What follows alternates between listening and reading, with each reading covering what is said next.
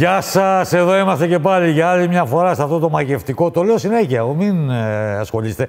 Μην ασχολείστε, εννοώ ότι μην νομίζετε ότι υπερβάλλω, καθόλου δεν υπερβάλλω. Ή όπως λέει και μια ψυχή, υπερβάλλω προς τα κάτω. Στο μαγευτικό, στον εξωτικό χώρο του Trace and Chase, άλλο ένα show του Trace and Chase παίρνει σειρά απόψε. Μείνετε μαζί μας, γιατί θα δούμε πώς, μεταξύ άλλων, πώς ένας παίκτης μπορεί να μεταλλαχθεί.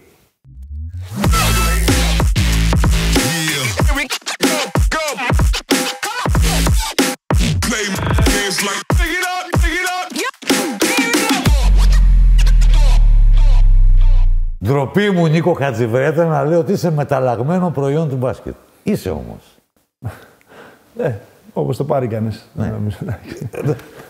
Μπαίνω κατευθείαν στο ψητό. Εμένα μου έχει κάνει πάρα πολύ μεγάλη εντύπωση. Πώς ένας παίκτης μπορεί, που εσύ υπήρξες παιχτάρα μεγάλη, και το λέω όχι για να σε κολακέψω ή να σε κανακέψω, είναι ένα παράδειγμα προς μίμηση για την εργατικότητα, για την αφοσίωση, για την προσήλωση, για όλα αυτά. Και ήσουν και αντιδημοσιογραφικός κιόλας και το έχω παράπονο, βρε αδερφέ, ότι δεν έδινες ποτέ συνέντευξη. Λοιπόν, πόσο δύσκολο ή πόσο σκληρό είναι για τον εγωισμό ενός παίκτη από μεγάλο σκόρερ, ο πρώτος μετά τον Γκάλι Έλληνα σκόρερ στην πρώτη εθνική, να γίνει εξολοθρευτής και αμυντικό εργαλείο μέσα σε λίγα χρόνια. Εντάξει, δεν είναι... Εμείς μεγαλώσαμε με τον Γκάλι, αλήθεια είναι, και έμαθα να παίζω με έναν τρόπο το παιχνίδι που εκείνη την εποχή ήταν σε εισαγωγική της μόδας λόγω Γκάλι. Ποιος είναι καλός, αυτός που βάζει πόντους. Έτσι είχα μάθει από μικρός, αυτό έκανα και αυτό έκανα και στον Ηρακλή όταν πήγα.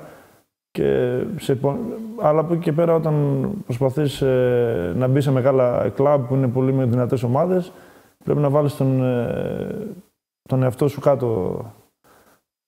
Πάνω απ' όλα είναι η ομάδα. Αυτή είναι η αλήθεια και όλους μας ευχαριστεί και όλους τους παίκτες ευχαριστεί να βάζουν πολλούς πόντους και να κάνουν το κέφι τους εισαγωγικά. Αλλά όταν υπάρχει ομάδα και ο προπονητής, αυτός βάζει την ταμπέλα και το σημάδι μέσα στην ομάδα και εσύ πρέπει να ακολουθήσεις για να μπορέσει η ομάδα να βγει νικήτρια.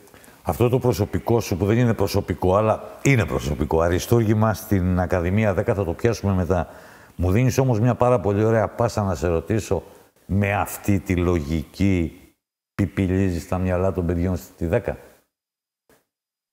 Και πόσο δεκτικά είναι τα παιδιά που βλέπουν στην τηλεόραση το Γιάννη, τον Τζαμοράν πια, το Γκάρι, να μπουν σε μια λογική τέτοια, σε ένα τρυπάκι τέτοιο. Βλέποντας το παιχνίδι το αμερικάνικο παιχνίδι που είναι ως πολύ διαφορετικό από το ευρωπαϊκό και από της FIBA το παιχνίδι, λογικό είναι τα παιδιά να φεύγουν λίγο από το στόχο, αλλά από εκεί πέρα εμείς, σαν παράδειγμα στα παιδιά, δεν έχουμε τον Γκάρι, έχουμε το Διαμαντίδη, έχουμε τον Παπαλουκά, έχουμε τον Σπανούλη, έχουμε τους Ευρωπαίους και Έλληνες μεγάλους αθλητές, οι οποίοι μέσα από την ομάδα πάντα ξεχώριζαν και μέσα από την επιτυχία της ομάδος ανέβαινε και αυτόν το επίπεδο και έτσι γράψαν ιστορία. Γιατί το μπάθλημα είναι ομαδικό και μέσα από την ομαδική λειτουργία αναδεικνύονται και οι παίκτες. Μου πετάς ωραίες πάσεις και τους δυο τους ανέθρεψες. Και τον Παπαλουκά και τον Διαμαντίδη. Έτσι δεν είναι, όχι. Ήσουν μεγαλύτερος από τον Παπαλουκά. Συνομήλικη. Συνομήλικη. Τον Παπαλουκά 77 ήρθε και 2, τον Διαμαντίδη 3 χρόνια μεγαλύτερος. Υπάρχει αυτή η περιβόητη ιστορία ότι κάποιος έπρεπε να έρθει στη Μόσχα για να σου κάνει παρέα και τότε ο Βαγγελινός έβρε τον Παπαλουκά και το άλλο με τον Διαμαντίδη, επειδή προηγήθηκε στον Παναθηναϊκό, νομίζω ότι μείνατε και στην ίδια πολυκατοικία. Ναι. Στον τρίτο εσύ, στον πέμπτο αυτό, κάπως... Στον τρίτο εγώ, στον δεύτερο αυτό. Μπράβο. Εσύ ήσουν ήδη παντρεμένος, του μαγείρευε η γυναίκα σου. Μπράβο. Τον είχατε... Περάσαμε πολύ ωραία, γιατί ήμασταν φίλοι και πριν τον Παναθηναϊκό με τον Δημήτρη. Με τον Θοδωρή βρεθήκαμε στη Μόσχα, ζήσαμε πολύ δυνατές στιγμές, γιατί ήταν η πρώτη φορά και για τους δυο μας φύγαμε από το σπίτι μας και φύγαμε σε μια πόλη που έχει τις ιδιαιτερότητές της. Και έτσι ήταν ένα ξεκίνημα που έχει μείνει σε εμάς χαραγμένο, αν και ήταν μόνο ένας χρόνος. Με τον Δημήτρη μετά ήμασταν πολλά χρόνια μαζί στο Παναθηναϊκό και ήμασταν πολύ φίλοι και γείτονες και έχουμε μια αδελφική σχέση. Πάμε να το πιάσουμε το κουβαράκι, να το ξετυλίξουμε από την αρχή. Εύωσμος. Και μπλέκεις με τον μπάσκετ σε τι ηλικία? Στο Νέα Νταϊβόσμο έπαιζα εγώ από 10 χρονών, από το 87. Στην ουσία με το ξέσπασμα αυτό και τη μεγάλη επιτυχία που μας έβγαλε όλους τους δρόμους, γίναμε όλοι μια μπάσκετ, φτιάχναμε αυτοσχέδιες μπασκέτες και εσύ εκείνη την εποχή την ξέρεις καλά. Παίρναμε ζάντες από ποδήλατα, βαρέλια, χτίζαμε δικές μας μπασκέτες, κάναμε δικά μας γήπεδα με χώμα. Μεγάλη τρέλα με τον μπάσκετ, μεγάλη αγάπη όλες οι γειτονιές τότε, που δεν είχαμε και τις υποδομές. Μετά γίνανε πολλά γήπεδα. Και αυτό μας πήρε ποδόσφαιρο. Ξεκίνησα να παίζω σε μικρή ηλικία στον Αγροτικό Αστέρα στον Εύωσμο και μετά από εκεί και πέρα στο Νέα Νταϊβόσμο. Μια ομάδα που δεν είχε ούτε υποδομές ούτε τίποτα, αλλά μέσα από μια φουρνιά που βγήκε από εμάς από τον Εύωσμο, οργανώθηκε και με ανθρώπους με μεράκι και ρομαντισμό. Χτίσαμε μια πολύ δυνατή ομάδα και έτσι μέσα από αυτήν εξελίχθηκα κι εγώ και αναδείχθηκα και έφυγα 20 χρονών για να κάνω το βήμα στον Ηρακλή. Και νομίζω ότι η ιστορία αρχίζει από τότε που ο ΕΑΣ παίζει στο Β' τοπικό. Εγώ έπαιζα στο Α πρώτη χρονιά, πήγαμε στο Β, μετά ανεβήκαμε από Β' τοπικό, Β' εθνική. Και όταν ανεβήκαμε Β' εθνική, πήραμε το πρωτάθλημα της Γ' δηλαδή, Γ' εθνικής, με αντίπαλο τον Διαμαντίδη στην Καστοριά και τον Τζαρτσαρή στη Βέρεια. Α, ναι, δεν το ξέρω αυτό. Είναι στον ίδιο όμιλο. Ήμασταν και αντίπαλοι και μάλιστα με τον Διαμαντίδη παίζαμε 3 αγωνιστικές πριν τελειώσει το πρωτάθλημα. Ήμασταν ισόβαθμοι, η Καστοριά και ο ΕΑΣ και κερδίσαμε ένα πόντο μέσα στην Καστοριά και μπορέσαμε και ανεβήκαμε. Ήταν καλός ο Διαμαντίδης. Εγώ ήμουν τότε 19 στα 20, ο Διαμαντίδης ήταν 16 στα 17. Έχουμε 3 χρόνια διαφορά. Στα 16-17 είχε ένα σημαντικό ρόλο στην ομάδα. Έπαιζε βασικό ρόλο στην ομάδα. Είχε. Και ήταν ωραίες στιγμές. Και ο Τσαρτσαρής έπαιζε πολύ καλά τότε. Ήταν πολύ ωραίο πρωτάθλημα. Και ξαφνικά, τίποτα στη ζωή δεν γίνεται ξαφνικά. Όταν σε λούζουν τα φώτα της κεντρικής σκηνής του μπάσκετ με τον Ηρακλή στην Α' Εθνική, τι άλλαξε μέσα σου? Εγώ από μικρός έπαιζα πολύ στην ομάδα εκεί, σε αντρικό επίπεδο από 14,5 χρονών έπαιζα και είχα πολλές παραστάσεις. Είναι σημαντικό για τους παίχτες να έχουν παραστάσεις αγωνιστικές, οι οποίοι πηγαίνοντας σε ένα ψηλότερο επίπεδο, έχοντας τη φλόγα φυσικά, τη δίψα και τη διάθεση, να έχουν παραστάσεις οι οποίες θα ξέρουν τι θα αντιμετωπίζουν, ας πούμε, σε ένα παιχνίδι και πώς θα σταθούν μες στο παιχνίδι για να μπορούν να κάνουν, να τους δείξουν και εμπιστοσύνη σύμφωνα με τη συμπεριφορά και την εικόνα που έχουν. Εγώ είχα πολλές παραστάσεις, ήμουν στα 20. Η ομάδα δεν πήγαινε, η αλήθεια είναι πολύ καλά. Και με τον Βαγγέλη Αλεξανδρή προπονητή, μας έβαλε εμένα και τον Λάζαρο στη φωτιά αρχή του πρώτου γύρου. Αν θυμάμαι με τη Δάφνη ήταν το μάτς, μας ξεκίνησε και τους δύο πεντάδα. Κάναμε ένα εξαιρετικό παιχνίδι, κερδίσαμε και από εκεί και πέρα γίναμε βασικοί παίχτες στην ομάδα. Αλλά νομίζω οι παραστάσεις και η εμπειρία που είχα όλα τα προηγούμενα χρόνια με βοήθησε πολύ για να είμαι έτοιμος και να σταθώ και να πάρω τις ευκαιρίες. Για τη σημερινή εποχή, θα το έλεγες και ανέκδοτο το να υπάρχει ένας Έλληνας παίκτης με μέσο όρο 22,2 πόντους όπως είχες εσύ εκείνη τη σεζόν που βγήκες στο σκορ του 2001-2002. Ένιωθες ότι ήταν χάρισμα ή το καλλιεργούσες? Μπορεί να συμβαίνουν και τα δύο. Εγώ έτσι είχα μάθει να παίζω, γιατί στην ομάδα μου αυτό ήταν που έπρεπε να κάνω. Και εμείς έτσι είχαμε μάθει κιόλας. Και είχαμε μάθει λάθος βέβαια. Και μετέπειτα άλλαξε αυτό. Και το άλλαξε ο Διαμαντίδης, το άλλαξε ο Παλουκάς με τον τρόπο που παίζανε. Τότε ακόμα και η εφημερίδα που έγραφε τους πόντους. Οι διακριθέντες. Ναι, οι διακριθέντες πόντους. Έτσι μεγαλώσαμε και με αυτόν τον τρόπο προσπαθούσαμε και εμείς να αναδειχθούμε. Έτσι, γιατί και μέσα από αυτό μεγάλη προσπάθεια. Δεν ήταν ο σωστός τρόπος που στη συνέχεια το μάθαμε, αλλά ήταν ο τρόπος που θα μπορούσε από τη Γ' Εθνική να σε δει Α1. Γιατί τότε η Α1, όπως πολύ καλά ξέρεις, για μένα ήταν κάτι πολύ μεγάλο και για όλους εμείς που ήμασταν πίσω στις μικρότερες κατηγορίες, αλλά και παιδιά που δεν ήμασταν στις top, στις εθνικές ομάδες ή δεν ήμασταν στα αφρόγραμμα της ηλικίας μας. Ήταν ένα πολύ μεγάλο κίνητρο να μπορούμε να δουλεύουμε καθημερινά για να μπορούμε να φτάσουμε σε αυτό το επίπεδο. Και να φτάσουμε ακόμα τη γενιά, γιατί για μας ήταν πολύ μεγάλο κίνητρο που η δικιά μας γενιά πήρε παγκόσμιο πρωτάθλημα με όλους αυτούς τους μεγάλους παίχτες της εποχής, της ηλικίας αυτής, 76 γεννημένοι και 77.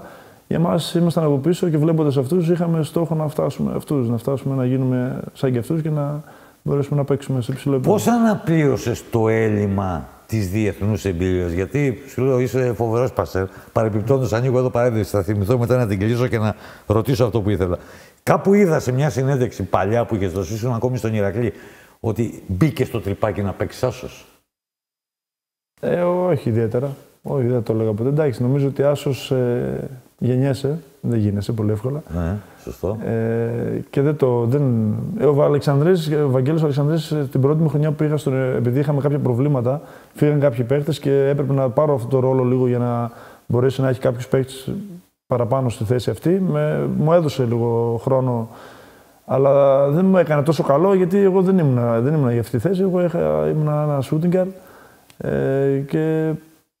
Εντάξει, αλλά προσπάθησα να βοηθήσω την ομάδα όταν μου ζήτησε ο προπονητής να το κάνω. Από εκεί και πέρα όμως νομίζω ότι αυτή η θέση είναι πάρα πολύ σημαντική για το παιχνίδι και νομίζω ότι είναι δύσκολο να. Δηλαδή το έχεις και πρέπει να έχεις μια χαρακτηριστικά η οποία μπορεί να την κάνεις καλά. Οι παίκτες που προανέφερες, γιατί και οι τρεις και οι τέσσερις συμπεριλαμβανομένου και σου, δεν είχατε πολύ μεγάλη διαδρομή και πολύ μεγάλη πορεία. Κάποιοι δεν είχατε και καθόλου διαδρομή και πορεία στις μικρές εθνικές ομάδες. Όταν φτάνεις στο επίπεδο να παίξεις στην εθνική ομάδα και να παίξεις στην Ευρωλίγκα και να διαπρέπεις κιόλας, πώς έχεις αναπληρώσει το έλλειμμα? Δηλαδή, εσύ και ο Παπαλουκάς επίσης και ο Διαμαντίδης και ο Τσαρτσαρίδης δεν ήσασταν Ζήσεις, Πανούλης, Μπουρούσης που είχαν μαζεμένοι. Εμείς με τον Παπαλουκά και τον Τσαρτσαρί βρεθήκαμε πρώτη φορά να παίζουμε Εθνική Ελπίδων μαζί στην ίδια ομάδα. Μεγάλη ήδη δηλαδή. Ναι, στην Ελπίδων παίξαμε σαν συμπαίκτες. Εντάξει, δεν το θεωρώ κακό. Για μας ήταν πολύ καλό, γιατί δεν ήμασταν ούτε πολύ γνωστοί, ούτε τα μυαλά μας πήραν αέρα, νομίζω, και είχαμε ένα πολύ μεγαλύτερο κίνητρο για να φτάσουμε αυτούς που παίζανε μπροστά μας. Νομίζω εμένα προσωπικά, δεν ξέρω για τα άλλα παιδιά, με έκανε πάρα πολύ καλό, γιατί είχα το μυαλό μου στο κεφάλι και δούλευα. Ποιος ήταν ο παίκτης που τον βλέπατε τότε σαν είδωλο? Εντάξει, μην μου πεις τον Γκάλι και τον Γιαννάκη. Εμείς μεγαλώσαμε, είμαι από τη Θεσσαλονίκη, μεγαλώσαμε με αυτούς τους παίχτες.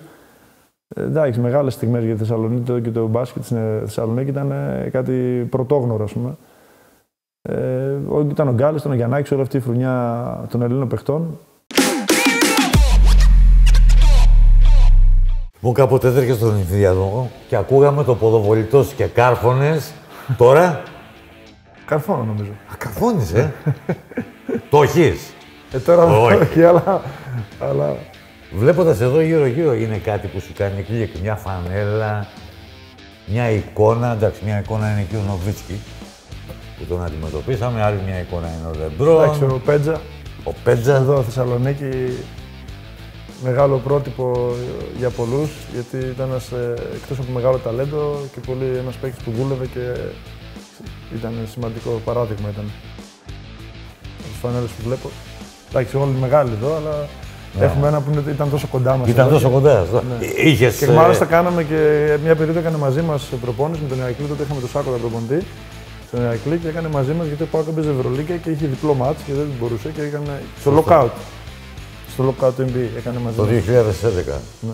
Το 98, ναι. 98, ναι, το 98 είναι η πρώτη χρονιά στο NBA. Η πρώτη χρονιά είχε lockout. Σωστό, έχεις απόλυτο δίκιο σε αυτό. Είναι η χρονιά που ντεπούταρε στο NBA. Με το Σάκο τα είχε ντεπουτάρει σε ένα μάτς Πάοκ Μακάμπι και έχει κάνει airball. Άκου, ένας από τους μεγαλύτερους σουτέρ στην ιστορία και του NBA έχει κάνει ντεπούτο με airball σε μάτς Πάοκ Μακάμπι. Τα παιδάκια είναι τρελαμένα με το NBA. Δηλαδή, πώς θα... Δεν είναι τόσο πολύ τρελαμένα με το NBA. Παρακολουθούν και τα παιδάκια, επειδή πάνε με τους γονείς, οι γονείς βλέπουν πολύ Ευρωλίγα. Αλλά οι πιο μεγάλοι, δηλαδή από 15 και μετά, είναι πολύ, όταν έχουν το κινητό και στα χέρια, YouTube και Instagram, το NBA είναι εκεί, δίνει και παίρνει. Όταν τους μιλάς, όταν τα προπονείς, όταν τα δασκαλεύεις και πιάνεις και κρατάς την μπάλα όπως την κρατάω εγώ τώρα, τι τους λες για την μπάλα? Τι έχει μπάλα μέσα? Ψυχή έχει. Όνειρα έχει. Όνειρα. Μπάλα. Για την μπάλα, εντάξει, για το πώς. Εγώ δεν ήμουν από τους παίκτες που πασάραν την μπάλα και ήταν πολύ ομαδικός. Αλλά πλέον όταν είσαι.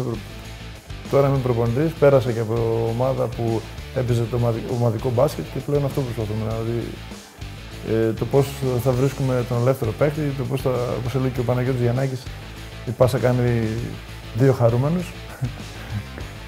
Λοιπόν, θα σου κάνω μια πάσα. Τουλάχιστον αυτό δεν μπορεί να κάνει. Η είδηση είναι ότι ο Χατζιβρέτας καρφώνει ακόμα στα 44. Λοιπόν, θα σου κάνω μια ωραία πάσα, να κάνεις ένα σουτάκι, να κλείσουμε έτσι πολύ ωραία και να γράψουμε τον επιλογό μας. Αμοντάριστο, το έβαλε! 6 εικόνες από Παλέντεσπορ τέλη δεκαετίας του 80. Δηλαδή από Άρης ΠΑΟΚ ή από Άρης ΠΑΟΚ δεν πήγαινα, φοβόμουν η αλήθεια ήταν λίγο. Άρης ΠΑΟΚ δεν πήγαινα, ποτέ δεν έχω πάει σε παιχνίδι Άρης ΠΑΟΚ, έτσι. Αλλά έχω εικόνες, φυσικά, όλα τα παιδιά ήταν, ναι. Πήγαινα στο γήπεδο να παρακολουθήσω τα ενδάλματα, τα μεγάλοι παίχτες. Για μας ήταν κάτι... Θυμάμαι μια φορά με την οικογένειά μου ήμουν στο κέντρο και είδαμε τον Γκάλι. Τότε περνούσε ο Γκάλης και όλοι σταματούσαν και χαζεύανε. Και μου είχε μείνει αυτό. Δηλαδή, ήμασταν σε έναν δρόμο, περνούσε ο Γκάλης και ήταν σταματημένοι όλοι και παρακολουθούσαν πώς προχωρούσε, ας πούμε. Πώς περπάταγε. Πώς ένιωσες, εντάξει, δεν είχε κρεμαστεί ακόμα η φανέλα, ούτε είχε με το ονομάσει το Παλέντεσπορ σε Νίκ Γκάλης Χολ. Τη διετία που έπαιξε στον Άρη όταν έφυγε στον Παναθηναϊκό και επέστρεψε στη Θεσσαλονίκη. Πώς το βίωσες αυτό του να παίζεις σε ένα γήπεδο που ήταν για χρόνια? Για μένα ήταν ένα παιδικό όνειρο, πάνω χάρη, γιατί εντάξει, μεγαλώσαμε με αυτή την ομάδα και ήταν κάτι πολύ δυνατό και το ήθελα πολύ να μπορέσω να κάνω αυτή την προσπάθεια να παίξω σε αυτήν την ομάδα, σε αυτό το γήπεδο. Εντάξει, δεν μπορώ να πω ότι ήταν ωραίες στιγμές που ζήσαμε εκεί, γιατί ήταν λίγο περίεργες οι καταστάσεις στην ομάδα. Αλλά δεν θα το μετάνιωνα ποτέ, γιατί ήταν κάτι πολύ σημαντικό για μένα να μπορέσω να παίξω σε μια ομάδα ή σε ένα γήπεδο, ας πούμε, που για μένα σαν παιδί ήταν κάτι πολύ, ήταν σαν όνειρο, ας πούμε, παιδικό. Άλλο να έχεις έναν προπονητή μία σεζόν και άλλο να έχεις έναν προπονητή 6 χρόνια. Εσύ παίξες παίκτης και του Ιβκοβιτς, μια σεζόν στη Τζέσκα, και του Μπράντοβιτς 6 χρόνια στον Παναθηναϊκό. Τι αποτύπωμα σου έφερε ο καθένας? Εντάξει, πολλά χρόνια με τον coach Μπράντοβιτς ήταν μεγάλο σχολείο. Η αλήθεια είναι, και η ομάδα και το κλίμα της ομάδας ήταν εξαιρετικό. Και ο προπονητής ήταν ένας δάσκαλος, ένας μεγάλος δάσκαλος του μπάσκετ, που μας έμαθε πώς να σκεφτόμαστε μέσα στο παιχνίδι. Το μεγάλο του προσόν είναι αυτό ότι κάθε μέρα στην προπόνηση έρχεται σαν να είναι τελευταία και οι παίχτες εγνωσμένες αξίες και τους διορθώνει στη λεπτομέρεια και προσπαθεί να τους κάνει καλύτερους. Αυτό ήταν κάτι που τον έκανε να ξεχωρίζει και έκανε φυσικά να ξεχωρίζει και την ομάδα μας. Με τον κύριο Ιβκοβιτς ένα χρόνο ήταν μεγάλη τιμή, αλλά δεν είχα όλη αυτή την τριβή που ήμασταν 6 χρόνια στον Παναθηναϊκό. Εντάξει, αλλά ήταν κάτι σημαντικό που με εμπιστεύτηκε ένας άνθρωπος όπως ο κύριος Ιβκοβιτς να έχω ένα βασικό ρόλο σε ένα τεράστιο κλαμπ της Ευρώπης, που ήταν μια μοναδική εμπειρία.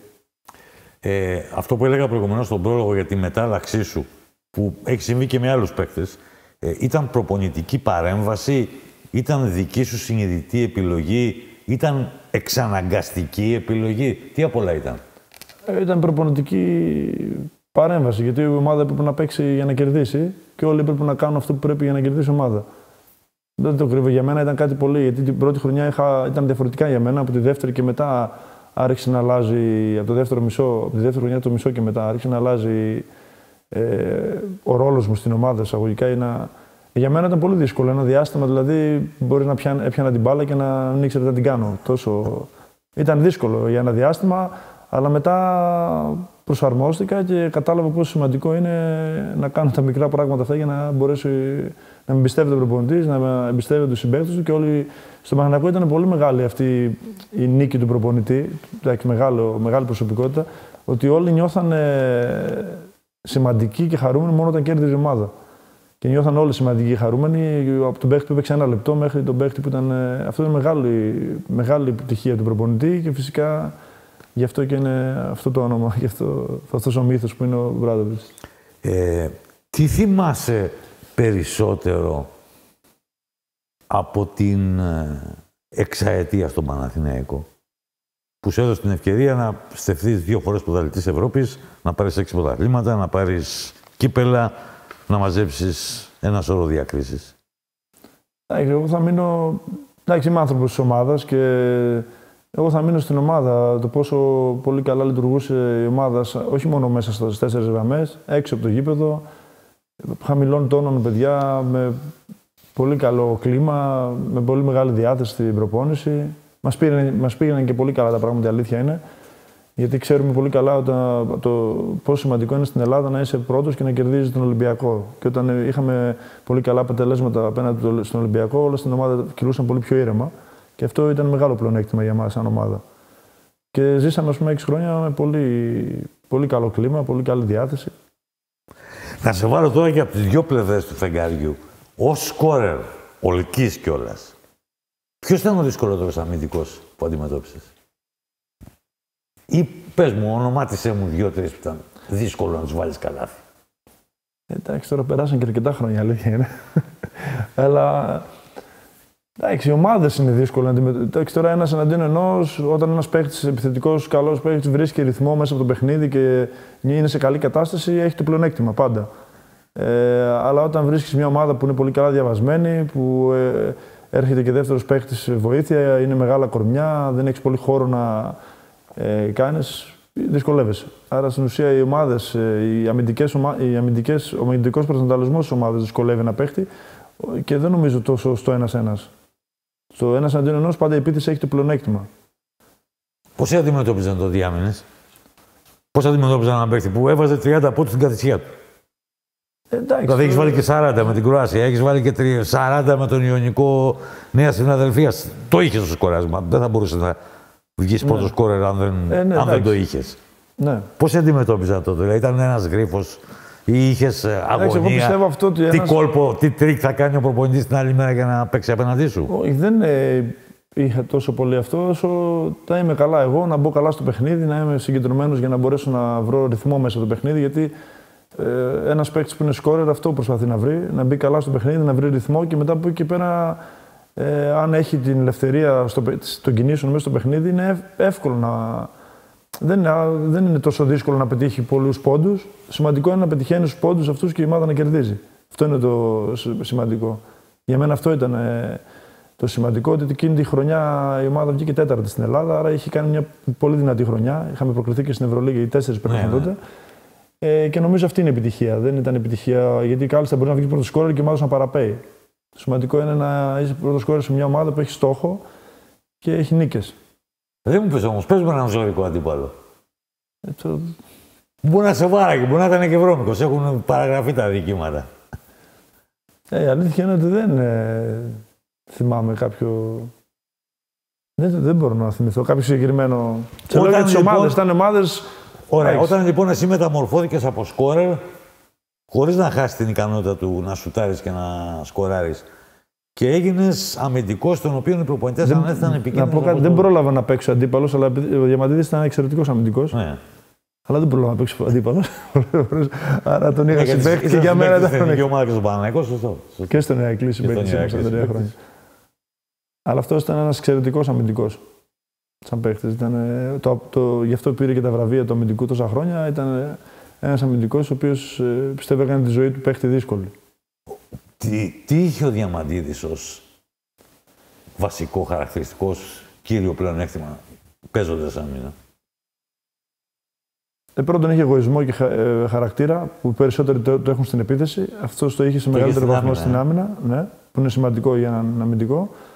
Και είχε γρήγορα χέρια, γρήγορα αντανακλαστικά και μπορούσε να διαβάζει καλά τις φάσεις, να κλέβει μπάλες, έχει πολύ καλή έφεση στο κόψιμο, μπορούσε να κόψει παίχτες. Ο Διαμαντίδης ήταν πολύ καλός αμυντικός, αλλά κυρίως ήταν πολύ καλός στην ομαδική άμυνα. Αυτό είναι το μεγάλο του πλεονέκτημα. Ήταν καλός παίκτης στο να μαρκάρει κάποιον παίκτη, αλλά όπως είπα και πριν, είναι δύσκολο να αντιμετωπίσει ένας ενός. Ήταν πάρα πολύ καλός στην ομαδική άμυνα. Δηλαδή στα rotation, στα deflection που τώρα είναι της μόδας, στα rebound, στα κοψίματα, στα κλεψίματα. Όταν πέρασες στην άλλη πλευρά, τι βελτίωσες για να γίνεις εξολοθρευτής? Για να γίνεις εξολοθρευτής, για να γίνεις παίκτης που επομιζόταν δύσκολες αποστολές. Αφοσιωμένος πρέπει να είσαι σε αυτό που σου ζητάνε και να καταλάβεις ότι πρέπει να εξοδέψεις την ενέργειά σου, γιατί όταν ένας παίκτης είναι πρωταγωνιστής και σκόρερ σε μια ομάδα και βάζει πολλούς πόντους, άμα τα κάνει και τα δύο καλά, είναι σε ένα τρομερό επίπεδο. Είναι πολύ δύσκολο να το κάνεις και τα δύο με μεγάλη αφοσίωση, γιατί υπάρχει φορά το φάουλ, υπάρχει η ενέργεια, η κούραση που μπορεί να ξοδέψεις. Άρα είσαι αφοσιωμένος σε ένα ρόλο και μαθαίνεις μέσα από την εμπειρία να αντιμετωπίζεις τον κάθε παίκτη ξεχωριστά, γιατί κάθε παίκτη είναι διαφορετικός. Φαντάζομαι ότι σε βοήθησε το γεγονός ότι σε μια εποχή που δεν έχει αρχίσει να γίνεται τόσο πολύ κουβέντα και να εστιάζουμε όλοι πάνω σε αυτό, εσύ ήσουν πολύ αθλητικός. Ήσουν γρήγορος, ήσουν αλτικός. Ναι. Άρα μπορούσες να έπαιζα με τα αθλητικά μου πολύ. Ναι. Όταν αρχίζαν να πέφτουν, άρχισες να πέφτεις και εσύ. Λογικό είναι, ναι. Εντάξει, είναι άθλημα κιόλας, όλοι οι παίχτες το έχουν αυτό. Αλλά ναι, εντάξει, ήμουν αθλητικός παίχτης. Βοήθησε πολύ αυτό. Στα μαρκαρίσματα ποιος ήταν έτσι παίχτης που έβαζε στοίχημα μαζί του? Έβαζε στοίχημα, ενώ ότι από αυτούς που αντιμετώπισες που είχε δυσκολία στο πρωτάθλημα τότε τον Αλφόνσο Φόρντ, πάρα πολύ δύσκολος παίκτης για να τον αντιμετωπίσεις, γιατί ήταν πολύ δυνατός, ήταν εκρηκτικός και γρήγορο πρώτο βήμα. Ήταν ένας πολύ μεγάλος σκόρερ του ευρωπαϊκού μπάσκετ, άρα ήταν πολύ δύσκολος παίκτης. Εγώ θυμάμαι τις άμυνες που έπαιξε στο Παγκόσμιο του 2006. Πρώτα απέναντι στο Μασιγιάουσκας. Ο Μασιγιάουσκας τότε έβαζε 25 στην καθησιά του. Ναι, και αυτός ήταν πολύ δύσκολος, γιατί είχε πολύ δύσκολος παίκτης. Και δεν έκανε σουτ στα πρώτα 16 λεπτά. Και η άμυνα που έχει παίξει επίσης τον Μπαρμπόσα. Συν το γεγονός ότι σε εκείνο το μάτι έχει βάλει ένα πάρα πολύ μεγάλο σουτ την ώρα που είμαστε έτοιμοι να πέσουμε κάτω, που ισοφαρίσαμε 72-72. Άρα το λέω αυτό διότι παρά το γεγονός ότι είχες πάψει πια να είσαι ο παίκτης των 30 πόντων, ήσουν πενταδάτος στην εθνική ομάδα. Για εκείνους που δεν το θυμούνται, το λέω. Ναι, εντάξει. Ξεκινούσα πεντάδα. Ναι. Εντάξει, νομίζω ότι δεν είναι. Από το 2005 και μετά, εντάξει, το 2005 ακόμα ο Σπανούλης δεν είχε κάνει. Ήταν τα πρώτα του βήματα. Από το 2005 και μετά είχα ένα ρόλο. Ήμουν ένας άνθρωπος της ομάδας που μπορούσε να βοηθήσει για κάποιο χρόνο ώστε και στην άμυνα. Αλλά είχαμε τα γκάρ που ήταν σε εξαιρετική κατάσταση και πολύ μεγάλοι αθλητές. Ήταν οι βασικοί παίχτες δηλαδή. Αλλά μέχρι και το 2005 στο Πανευρωπαϊκό να είχα ένα πιο δυναμικό και ενεργό ρόλο στην ομάδα. Εντάξει, δεν είναι εύκολο. Εγώ προσωπικά, σαν η ομάδα ήταν εξαιρετική, εντάξει. Αλλά είναι δύσκολο να παίζεις χειμώνα καλοκαίρι και να είσαι σε καλή κατάσταση. Αλλά νομίζω ότι όλα τα παιδιά στην εθνική κάναν ό,τι καλύτερο μπορούσαν. Εμείς είχαμε και αυτή την τρέλα, και εγώ προσωπικά και άλλοι που ήμασταν εκείνη την εποχή, ότι δεν μπορούσαμε να κλέψουμε με τίποτα. Άρα ήταν πολύ δύσκολο να μπορείς να βρεις να είσαι σε φόρμα την ιδανική περίοδο, γιατί κάθε μέρα στην προπόνηση γινόταν ένας σκοτωμός. Έτσι είχαμε μάθει και αυτό βοήθησε πολύ την ομάδα. Το ένας έδινε τα πάντα στην προπόνηση, δεν κλέβαμε ποτέ και προσπαθούσαμε να κάνουμε το καλύτερο γίνεται. Εδώ μπορεί να έχει παίξει ρόλο να έχει βάλει το χεράκι της, όχι η τύχη.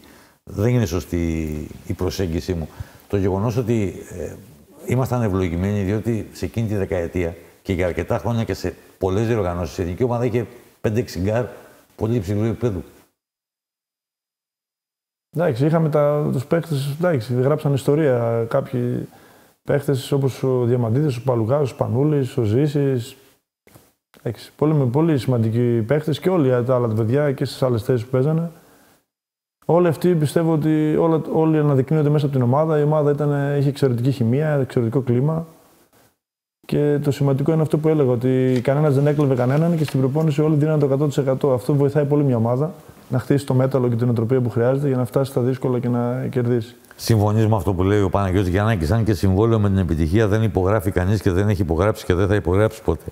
Ότι αυτή η ομάδα, η εθνική, καρπόθηκε και έδρεψε λιγότερες επιτυχίες από εκείνες που εδικαιούτο. Κανείς δεν δικαιούται τίποτα. Από εκείνες που θα μπορούσε να έχει πάρει. Ναι, θα μπορούσε το 2007 να κάνει ακόμα ένα μετάλλιο, σίγουρα, γιατί ήταν το ημιτελικός μέσα στην Ισπανία που κρίθηκε σε λεπτομέρειες. Και με τη διαιτησία λίγο. Εντάξει. Αυτό δεν πρέπει να το λέμε ποτέ, γιατί έχουμε μια περηφάνεια σαν ομάδα και νομίζω ότι πάντα πρέπει να αναγνωρίζουμε και να βρίσκουμε το λάθος μας.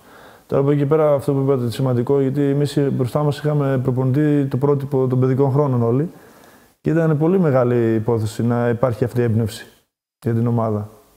Είναι πολύ σημαντικό να υπάρχει αυτό. Είχαμε τον Παναγιώτη Γιαννάκη που ήταν έμπνευση για όλους και είναι σημαντική, πολύ σημαντικό. Το βράδυ του μικρού τελικού με τη Λιθουανία στο Ευρωμπάσκετ του 2007 Είχες προαποφασίσει ότι θα σταματούσες ή έφαγες φλάσια εκείνη την ώρα? Όχι, εντάξει. Εγώ δεν ήμουν και ευχαριστημένος με αυτό που έδινα στην ομάδα, γιατί πίστευα ότι μπορώ να προσφέρω περισσότερα και δεν ήμουν καλά, δεν ένιωθα καλά, δεν έπαιζα αυτό που μπορούσα και πιστεύω ότι ήταν καλύτερο για την ομάδα να έρθει ένας παιδί, ένας νέος αθλητής, ένας πιο νέος από μένα, που να παίξει καλύτερα.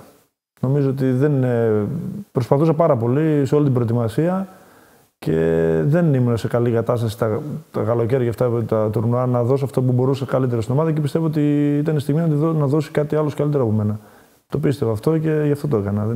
Η εθνική για να παίζεις είναι, εντάξει, πολύ μεγάλη υπόθεση για όλους τους αθλητές. Εγώ το έζησα δηλαδή όλα αυτά τα χρόνια. Ναι, γιατί ξαφνικά από το Α και το Β τοπικό Θεσσαλονίκη και το Νέα Ταεβόσμου βρέθηκες πάνω στο βάθρο του Ευρωμπάσκετ και 2 φορές πρωταθλητής της Ευρώπης και 2 Triple Crown. Εντάξει, για μένα είναι πολύ σημαντική προσπάθεια. Ήταν μεγάλη εμπειρία και όπως αυτό που κάνω τώρα με την ομάδα, για να το δώσω και σαν πάσα σε εσένα, είναι κάτι από όλα αυτά. Δηλαδή, αυτό που πήρα από το παιχνίδι εγώ ήταν τόσο σημαντικό που πρέπει να νιώθω τον εαυτό μου ότι πρέπει να προσφέρω. Και νομίζω ότι σε αυτό που κάνω τώρα που είμαι προπονητής σε αυτές τις ηλικίες είναι χρέος μου προς τον μπάσκετ και το αγαπάω, αλλά είναι και χρέος μου προς αυτό που μου έχει δώσει. Θα γυρίσουμε. Είναι πολύ βασικό κομμάτι στην κουβέντα μας η 10. Εμείς λοιπόν, για να σε τρολάρω τώρα λίγο και να σε κάνω τσαντιστή, δεν τσαντιστή, γιατί ξέρεις το λέω αστειευόμενος, δεν θα σε συγχωρήσουμε ποτέ, εσένα και τον Αλβέρτη, γιατί στο μάτς με την Ιταλία στη Στοκόλμη έχετε 0-13 και στο μάτς με την Αργεντινή στους Ολυμπιακούς Αγώνες, τα 2 κρίσιμα μάτς, έχετε 5-18 οι δυο σας. Και εσείς στον ημιτελικό με την Γαλλία 6-1-10. Τι είναι το σουτ στα μεγάλα μάτς ή τι δεν είναι? Εντάξει, αυτό με την Ιταλία ήταν κάτι που, εντάξει, αλήθεια. Αυτό είναι το πιο σκληρό, ναι, γιατί η ομάδα ήταν πολύ καλή. Κάναμε κάποιες καλές εμφανίσεις στην πρώτη φάση και περιμέναμε το νοκάουτ, ενώ είχαμε περάσει αν πρώτη, ας πούμε, να κάνουμε όχι να κάνουμε πολύ καλό μάτς, να πάρουμε το μάτς, γιατί τα νοκάουτ είναι δύσκολα παιχνίδια. Δεν χρειάζεται να κάνεις τρομερά πράγματα. Έφτασε στο σημείο εκεί που έφτασε, εντάξει. Και εγώ προσωπικά έκανα μια πολύ κακή εμφάνιση και έτσι.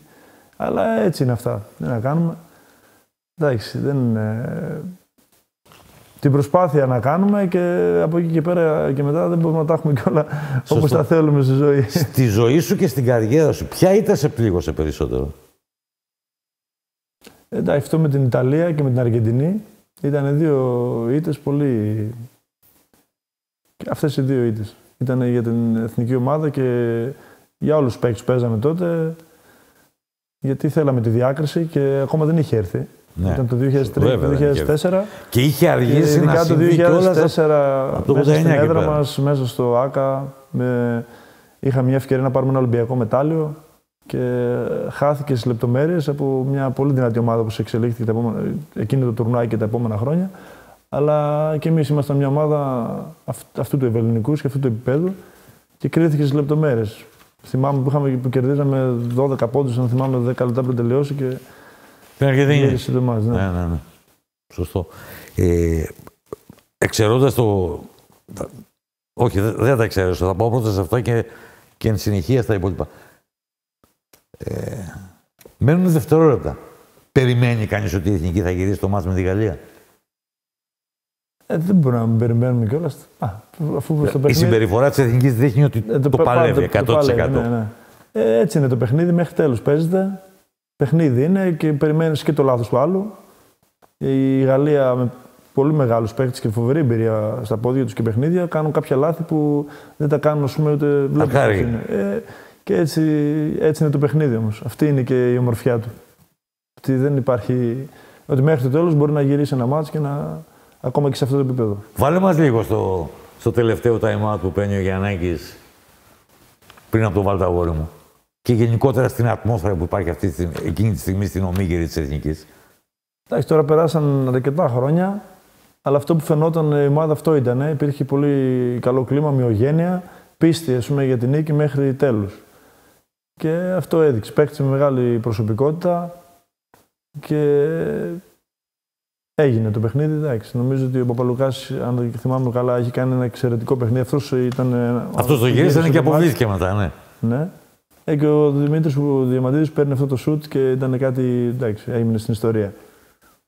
Ο ημιτελικός με τους Αμερικάνους, που είναι εντελώς διαφορετικό. Το καλύτερο παιχνίδι που έχει κάνει η ομάδα στο μπάσκετ στην Ελλάδα, να μην αναφέρω και τα άλλα ομαδικά αθλήματα, αλλά αυτό ήταν κάτι εκπληκτικό που έγινε στο παιχνίδι. Όσο εξελίσσεται ένα παιχνίδι με τόσο δυνατό αντίπαλο και είναι κάτω και είναι κοντά η άλλη ομάδα, δυσκολεύεται πολύ ο αντίπαλος γιατί είναι το φαβορί, είναι ένα νοκάουτ παιχνίδι. Και απέναντι έχει μια ομάδα με παίχτες πολύ μεγάλη εμπειρία από ευρωπαϊκό μπάσκετ και από τους κανόνες που παίζει το παιχνίδι και με μεγάλες παραστάσεις. Είναι δύσκολο να το γυρίσει το μάτσο ένας τέτοιος αντίπαλος όπως ήταν η Αμερική, γιατί μπροστά τους είναι μια ομάδα με όλη τη σημασία της λέξεως και με παίχτες που είχαν πολύ μεγάλη εμπειρία και παραστάσεις μπροστά τους σε τέτοια παιχνίδια. Έχεις προσωπική εικόνα από το μάτς, προσωπική εμπειρία, προσωπική στιγμή, είτε από το ένα μάτς είτε από το άλλο? Όχι, εντάξει. Το παιχνίδι όχι κάτι δικό σου, κάτι που να συνέβη και να σε αφορά πάντοτε στο πλαίσιο της ομάδας. Όχι, εντάξει. Ήταν μάτς, τα ζούσαμε λεπτό προς λεπτό, ήταν φανταστική η ατμόσφαιρα. Εντάξει. Ήταν μεγάλες στιγμές και ζούσαμε μεγάλες διοργανώσεις. Όχι κάτι συγκεκριμένο. Είναι ο Παναθηναϊκός του 2009 η καλύτερη ομάδα στην ιστορία της Ευρωλίγκας? Εντάξει, είχε φοβερό, πολύ βαθύ ρόστερ, μεγάλους παίκτες. Ναι, είναι μία από τις μεγαλύτερες ομάδες όσον αφορά τις πιο δυνατές ομάδες. Ποιον τελικό προτιμούσες? Τον τελικό που κρίθηκε στους 90 πόντους του ΆΚΑ το 2007, επειδή είναι και ο ίδιος αντίπαλος, ή τον τελικό που κρίθηκε στους 60 πόντους και με την τελευταία άμυνα που είχε και ρίσκο γιατί δεν κάνατε φάουλ το 2009 πάλι με τη ΖΕΣΚΑ στο Βερολίνο? Εντάξει, το 7 εγώ είχα πολύ πιο ενεργό ρόλο στην ομάδα και το έζησα πολύ πιο πολύ μέσα από το γήπεδο. Εντάξει, αλλά νομίζω το 7 ήταν μέσα στο σπίτι μας, μέσα στην Αθήνα, με τον κόσμο δίπλα μας. Ήταν για μένα ξεχωριστό. Εντάξει, όχι το 9 δεν ήταν. Το 9 ήταν Ολυμπιακός. Στον ημιτελικό. Στον ημιτελικό, άρα είχε άλλη ουσία. Θυμάμαι τον κύριο Θανάση που μόλις τελείωσε ο ημιτελικός και ήρθε στο ξενοδοχείο, ήθελε να φύγει γιατί έλεγε ότι για μένα τελείωσε το Final Four. Σε όλους αυτό έλεγε. Με νοιάζει ότι νίκησε ο Παναθηναϊκός στον Ολυμπιακό.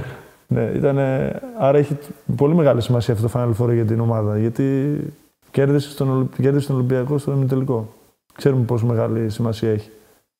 Το ένα δηλαδή ήταν στο ΆΚΑ που είναι μέσα στην έδρα μας και το άλλο είχε στον Ολυμπιακό αντίπαλο. Άρα είπες προηγουμένως και το περιέγραψες πολύ παραστατικά. Ποια τεχνοτροπία, μιλήσαμε για τη φιλοσοφία, μίλησες για τη φιλοσοφία του Ομπράντοβιτς. Ποια τεχνοτροπία τακτικά την κρατάς ως κόριο οφθαλμού και είναι η προπονητική πρίκα σου τώρα? Από αυτά που έπαιζε ο Ομπράντοβιτς, δηλαδή είσαι μονικός με το pick and roll όπως ήταν ο Ομπράντοβιτς? Όχι. Ο Ομπράντοβιτς είχε αυτό που έπρεπε να υπάρχει, είχε με τη λεπτομέρεια. Αυτό είναι το σημαντικό. Επέμενε πολύ στη λεπτομέρεια και εμένα αυτό μου έχει μείνει και είναι μεγάλη πρίκα να καταλάβεις ότι όλα κρίνονται, η διαφορά έχει να κάνει με τη λεπτομέρεια. Όσο έπαιζες, από τότε που άρχισες από τα πρωτόλια σου στον Νέα Νταεβόσμου, εν συνεχεία στον Ηρακλή, στην Τζέσσεκα, τον Παναθηναϊκό και τον Άρη, είχες μέσα, ήσουν προειδεασμένος ότι θα γίνεις προπονητής? Εμένα, όταν ήμουν στο Νέα, ακόμα μας βάζανε να βοηθάμε στις ακαδημίες, πολύ μικρός ήμουνα, και το έκανα, ας πούμε, και μου άρεσε. Τώρα από εκεί πέρα, όταν έπαιζα μπάσκετ και ερχόταν στο μυαλό μου, ίσως κάτι ειδικά αργότερα, όταν ερχόμουν και σκεφτόμουν τι θα κάνω, πάντα στο μυαλό μου είχα να ασχοληθώ με μικρές ηλικίες. Ποτέ δεν είχα στο μυαλό μου να ασχοληθώ με επαγγελματικό επίπεδο μπάσκετ, ας πούμε, προπονητικά. Δεν ξέρω, μου είχε κολλήσει αυτό. Και όντως έγινε, ας πούμε. Πάμε λοιπόν τώρα στο ηθικό δίδαγμα της ιστορίας. Τι είναι η 10?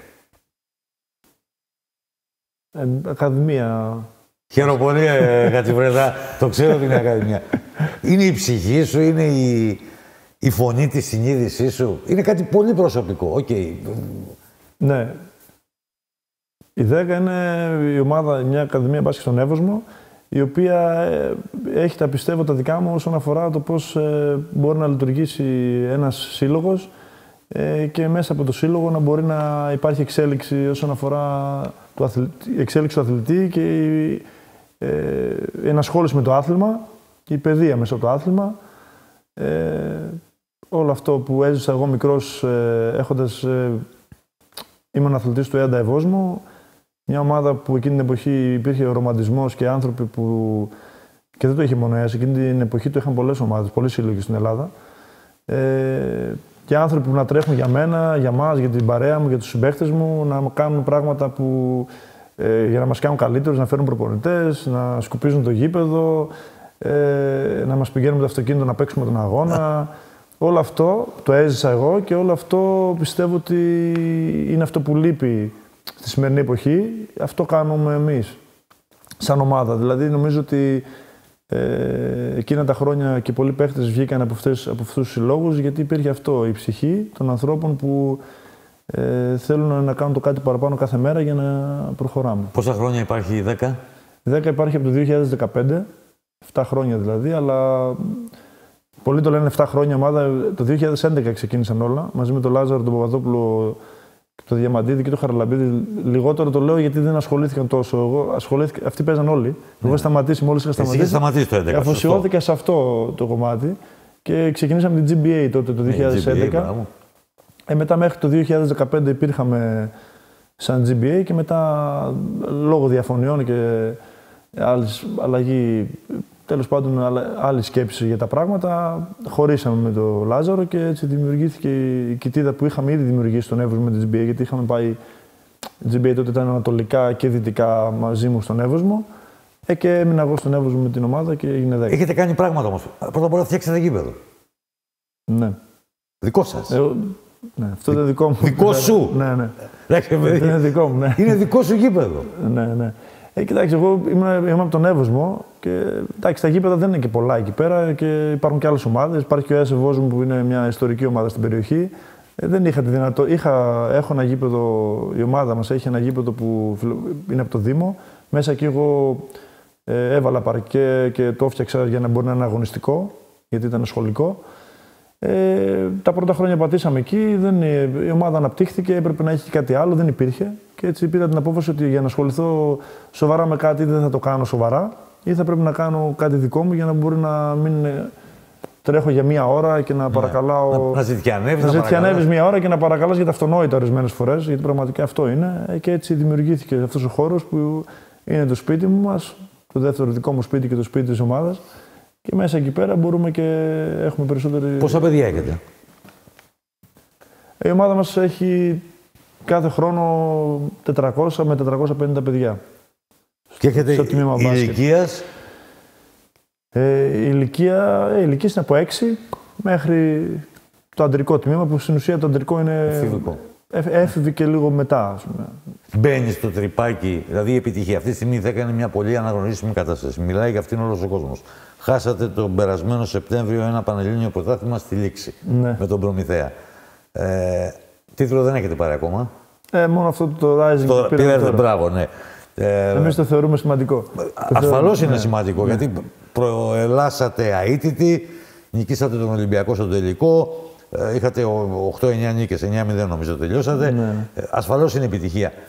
Όμως, κατά την άποψή μου, η μεγαλύτερη επιτυχία είναι ότι γίνεται κουβέντα γύρω από αυτό το πρόγραμμα, που δεν είναι πια πιλωτικό, είναι κάτι πολύ καταξιωμένο. Μέχρι πού φτάνει η φαντασία σου για τη 10? Εδώ που είμαστε, αυτό είναι για μας. Για μένα αυτό είναι το σημαντικό. Να υπάρχει μια κοιτίδα στην περιοχή που εγώ μεγάλωσα και στη Δυτική Θεσσαλονίκη, η οποία θα μπορεί να. Για μένα δεν έχει σημασία το ότι η ομάδα πήρε ένα πρωτάθλημα, έχασε ένα τελικό, εμφανίστηκε σε κάποια πανελλήνια πρωταθλήματα και εδώ στη Θεσσαλονίκη πήρε κάποια πρωταθλήματα παιδών και φίβων.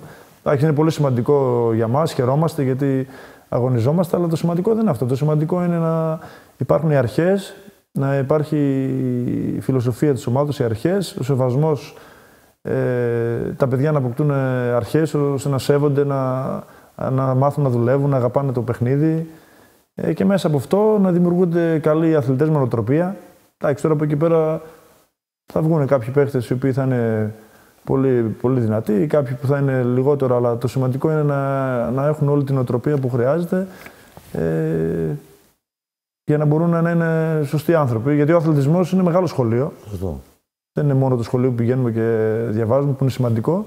Υπάρχει και ένα άλλο σχολείο που είναι ο αθλητισμός, που σου μαθαίνει πάρα πολλά πράγματα, να συνεργάζεσαι, να βάζεις τον εαυτό σου λίγο κάτω για να φαίνεται, για να κερδίζει η ομάδα, για να κερδίσεις και να δώσεις χώρο και σε ένα συμπαίκτη σου, να δώσεις το χέρι σε έναν αντίπαλο. Όλα αυτά είναι πάρα πολύ σημαντικά. Να ξεπερνάς τον εαυτό σου, να τρως φουτιές και να στεναχωριέσαι και να βγαίνεις μπροστά. Όλα αυτά είναι ένα μεγάλο σχολείο. Ως γεννήτωρας και επικεφαλής αυτού του project, αυτού του προγράμματος, θα έμπαινες στο τρυπάκι, θα υπέκυπτες στον πειρασμό να το εξελίξετε, αν αυτό θεωρείτε εξέλιξη, γιατί στο δικό στο μυαλό η εξέλιξη μπορεί να είναι κάτι διαφορετικό και να φτιάξετε μια ομάδα που να ανέβει και να πρωταγωνιστήσει στις υψηλότερες εθνικές κατηγορίες. Κοιτάξτε, εμείς να πω δηλαδή, έχουμε τον προπονητή μας τον Ιωσήφ τον Νικολαίδη και πηγαίνω μια μέρα στο γήπεδο, κάνουμε προπόνηση και φωνάζει τα παιδιά, ελάτε να σας δείξω κάτι. Μπαίνουμε μέσα στην αίθουσα και βάζει στο YouTube την ομάδα των αμπελοκήπων με τον Καλαφατάκη. Τον Καλαφατάκη που ανέβαινε τις κατηγορίες. Ναι, αλλά αυτή είναι για μας η ουσία, η μαγεία, ας πούμε, για μας. Αυτό είναι. Αν μπορούμε εμείς να ανέβουμε με τα παιδιά της ομάδος και ίσως με κάποιες προσθήκες, αλλά με αυτή την ταυτότητα. Εντάξει, είμαστε γενικά λίγο ρομαντικοί, αλλά νομίζω ότι είναι σημαντικό να κάνεις αυτό που πιστεύεις. Και για μένα προσωπικά και για εμάς όλους στην ομάδα, γιατί μόνο εγώ, έχουμε πολλούς προπονητές που αγαπάνε την ομάδα, που κάθε μέρα αγωνίζονται για αυτή. Αυτό είναι η ουσία. Άμα μπορεί η ομάδα να ανέβει, τώρα ας πούμε, είμαστε στη ΓΑΜΑ Εθνική, είμαστε πρώτοι στον όμιλό μας.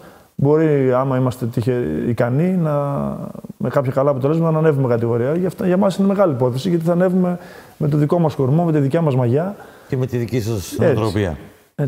Εγώ δεν θα σε ρωτήσω αν ο Αλέξανδρος Αμοντούροφ θα γίνει ο επόμενος Αντετοκούμπο ή ο επόμενος Ποκουσεύσκι. Φαίνεται όμως ότι το παιδί αυτό έχει μερικά πολύ καλά στοιχεία. Τι μέρος του λόγου είναι. Το ελληνικό μπάσκετ τώρα το μαθαίνει. Φαίνεται ότι όπου παίζει, όπως λέει και μια έκφραση που είναι πολύ συγκεκριμένη στο καιρό μας, διαλύει τον ανταγωνισμό. Παίζει καλύτερα από κάθε άλλον σε αυτή την ηλικία και ενδεχομένως όχι μόνο στην Ελλάδα και πιο μακριά και έξω από τη χώρα μας. Τι πράγμα είναι. Ο Αλέξανδρος είναι ένα παιδί της ομάδας, ένα παιδί από τον Εύωσμο. Έχει πολύ μεγάλο κίνητρο για να παίξει μπάσκετ, το αγαπάει και έχει κίνητρο για να κάνει τα όνειρά του πραγματικότητα. Έχει την ικανότητα, έχει το ταλέντο και τις δυνατότητες και τα σωματικά προσόντα να το πετύχει. Αυτό που θα το κάνει να ξεχωρίσει και να τον κρατήσει είναι ο χαρακτήρας του. Αυτή τη στιγμή δείχνει ένα παιδί πολύ προσγειωμένο και προσιλωμένο και αφοσιωμένο σε αυτό που κάνει. Και το σημαντικό είναι ότι ακούει τους προπονητές του. Και νομίζω και εύχομαι να συνεχίσει με το ίδιο. Νομίζω ότι η νοοτροπία είναι πολύ σημαντικό για έναν αθλητή και εμείς πάνω σε αυτό χτίζουμε και όχι μόνο στον Αλέξανδρο, σε όλα τα παιδιά. Γιατί για μας τώρα είναι ο Αλέξανδρος που ακούγεται, αλλά όλα τα παιδιά τα βλέπουμε το ίδιο και για όλα πιστεύουμε και στεναχωριόμαστε αν κάτι δεν πάει καλά και προβληματιζόμαστε γιατί όλα είναι παιδιά της ομάδος και το σημαντικό συστατικό για τα παιδιά είναι η νοοτροπία. Τι ξεχωριστό έχει. Μπασκετικά και από πλευράς νοοτροπίας. Ναι, είναι 2-10 και μπορεί να ψηλώσει ακόμα περισσότερο. Δεν ξέρω, μπορεί.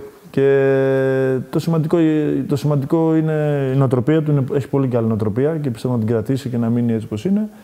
Και έχει ένα πολύ μεγάλο ταλέντο ώστε να μπορεί να αντιλαμβάνεται το παιχνίδι. Αυτοί κυρίως που έχουν παίξει και όλοι εσείς που παρακολουθείτε γνωρίζετε πόσο σημαντικό είναι να μην χρειάζεται να λες τον παίχτη δύο φορές το ίδιο πράγμα. Αυτό, η αντίληψη του παιχνιδιού είναι ένας έξυπνος παίχτης που είναι σημαντικό για κάθε ομάδα να έχει έξυπνους παίχτες. Αισθάνεσαι από το βάρος της ευθύνης, εντάξει, εσύ έχεις διατελέσει και σε υψηλό επίπεδο, έχεις τριφτεί στον ποδοσφαιρισμό, ότι κάποια στιγμή, αύριο, χθες, πιθανόν να αρχίσουν να μαζεύουν τις σκάουτες στο NBA να τον δουν. Οι σκάουτες από τις ξένες ομάδες γίνεται κουβέντα μεγάλη. Εγώ είμαι ένας άνθρωπος πολύ χαμηλών. Και το ίδιο πιστεύω πρέπει να κάνει και ο Αλέξανδρος. Δηλαδή, ό,τι και να ακούγεται, όλα βήμα-βήμα γίνονται. Ας μην βλέπουμε, ας πούμε, τόσο μακριά. Ας δούμε το επόμενο παιχνίδι, την επόμενη προπόνηση. Έτσι πιστεύω ότι πρέπει να σκέφτονται οι αθλητές για να μπορούν να πετύχουν και πράγματα που πέτυχαν και μεγάλοι αθλητές.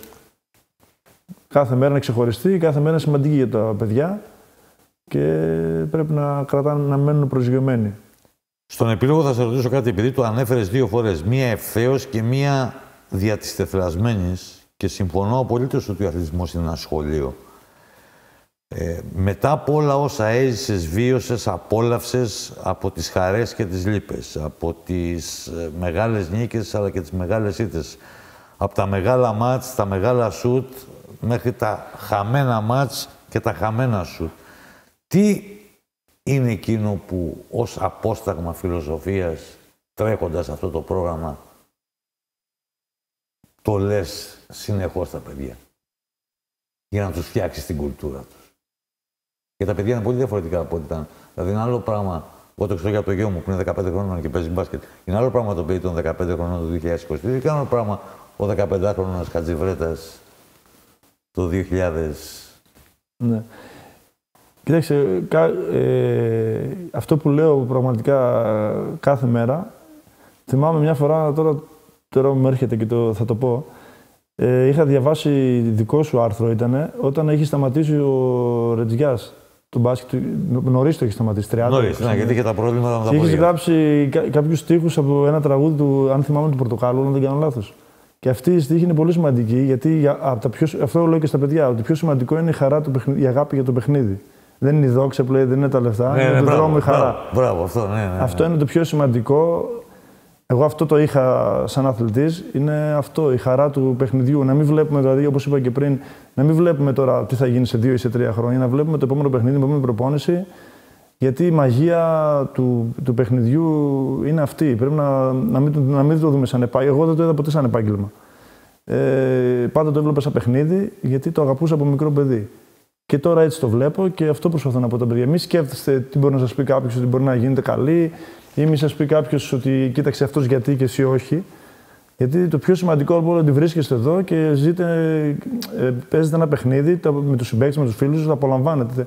Και νομίζω στην εποχή μας αυτό έχει διαστρεβλωθεί λίγο, γιατί μπερδευόμαστε. Αυτό είναι το πιο σημαντικό, το παιχνίδι, να αγαπήσουν τα παιδιά το παιχνίδι. Και μπορεί να μην παίξουν στην Α1, μπορεί να μην παίξουν Ευρωλίγκα ή στο NBA, μπορεί να παίζουν στη Γ, στη Β, να παίζουν μέχρι 35, μέχρι τα 40 και να είναι παιδιά. Υπάρχει πιο όμορφο πράγμα από αυτό, δεν υπάρχει. Είχα σκοπό να σε χαιρετήσω και να σε ευχαριστήσω και να σε χαιρετήσω, αλλά μου πέταξες άλλες 2 πασούλες και θα τις κάνω. Η μία έχει να κάνει, επειδή συζητιέται πάρα πολύ, πώς διαχειρίζεστε ως οργανισμός, ως αυτό που έχεις φτιάξει, την υπόθεση της όποιας δυνητικής, ενοχλητικής, διακριτικής παρέμβασης των γονέων? Εντάξει, αυτό είναι ένα πρόβλημα της εποχής. Ίσως βλέπουν στο πρόσωπο των παιδιών τους αυτό που δεν έγιναν οι ίδιοι ή βλέπουν τα παιδιά τους ως είμαστε, κοίταξε, εγώ πατέρας είμαι και εγώ πατέρας, παιδιά σε αυτήν την ηλικία έχω, την εφηβεία. Είμαστε για να μην βγάλω τον εαυτό μου εκτός, είμαστε υπερπροστατευτικοί. Και δεν μπορούμε να δούμε το παιδί μας, ίσως έχουμε πλάσει κάτι για το παιδί μας που αν αρχίζει να χαλάει αυτό για μας, αρχίζουν το φέρουμε τα πάνω κάτω. Νομίζω αυτό είναι το πρόβλημα. Το θέμα είναι ότι πρέπει να καταλάβουμε ότι ειδικά στα ομαδικά αθλήματα είναι μια ομάδα. Πρέπει να σεβαστούμε το θεσμό της ομάδας, το θεσμό του προπονητή, που στην εποχή μας δυστυχώς έχει πάει σε τρίτη και τέταρτη μοίρα. Είναι το πιο σημαντικό, ο θεσμός της ομάδας και ο θεσμός του προπονητή. Η ομάδα είναι αυτό που λένε πολλοί, είναι πάνω από όλους και από όλα. Πρέπει να καταλάβουμε ότι τα παιδιά μας τα στέλνουμε σε ένα ομαδικό άθλημα για να μάθουν να συνεργάζονται, να μάθουν να ακούν τους κανόνες, να σέβονται τους συμπαίκτες τους, τους αντιπάλους, τον προπονητή και εμείς να είμαστε δίπλα τους σε αυτό. Αυτό είναι το σημαντικό, ότι δεν είναι και αυτό που είπα για τη χαρά του παιχνιδιού. Δεν θα γίνουν όλοι οι παίκτες, δεν θα παίξουν όλοι επαγγελματικό μπάσκετ. Αυτοί που είναι να παίξουν θα το κάνουν, δεν γίνεται να μην το κάνουν. Ναι. Είναι αναπόδραστο. Φυσικά. Τελευταία ερώτηση, επειδή το είπες προηγουμένως ότι δεν είδες ποτέ το μπάσκετ ως επάγγελμα και μου άρεσε πολύ αυτή η προσέγγιση. Εάν δεν υπήρχε μπάσκετ, αν ο Νέισμιθ το 1891 τον παγωμένο χειμώνα στο Springfield δεν είχε ανακαλύψει το άθλημα και δεν υπήρχε η πορτοκαλί θέα που λέμε, τι θα έχεις κάνει στη ζωή σου, τι θα έκανες? Αυτό είναι καλό ερώτημα, δεν ξέρω πραγματικά. Είχες κλείσει προς κάτι άλλο? Δεν μπορώ να τα απαντήσω. Δηλαδή, πρωτού μπλέξεις με τον μπάσκετ, πρωτού αφοσιωθείς και πρωτού βάλεις τον εαυτό σου στο τρυπάκι του ποδαθλητισμού. Εντάξει, εμείς μεγαλώσαμε μια εποχή χωρίς πολλά ενδιαφέροντα, η αλήθεια είναι. Είχαμε την Αλάνα, το παιχνίδι και την ομάδα μας. Δεν είχαμε τίποτα άλλο. Εγώ ήμουν αφοσιωμένος εκεί, αγάπησα τον μπάσκετ, δόθηκε σε αυτό και πήγαν όλα καλά και έκανα το όνειρό μου πραγματικότητα, ας πούμε. Και, τώρα κάνω πάλι κάτι παράλληλο με τον μπάσκετ που το αγαπάω. Δεν το βλέπω σαν επάγγελμα, γιατί γι' αυτό ασχολούμαι από το πρωί μέχρι το βράδυ, γιατί το μπάσκετ με βοήθησε από μικρή ηλικία να ζω χωρίς να σκέφτομαι να κάνω κάτι άλλο. Καλή απάντηση, πληρωμένη. Ευχαριστώ πάρα πολύ. Και εγώ ευχαριστώ πάρα πολύ. Λοιπόν, αυτός ήταν ο Νίκος Χατζιβρέτας. Αυτό ήταν άλλο ένα show του Trace and Chase. Ραντεβού στο επόμενο επεισόδιο, στο επόμενο show.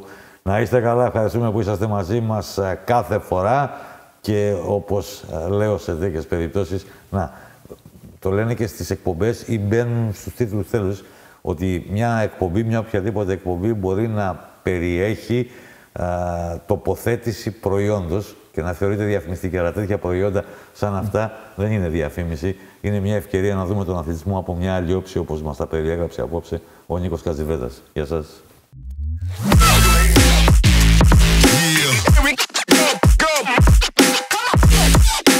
Play games like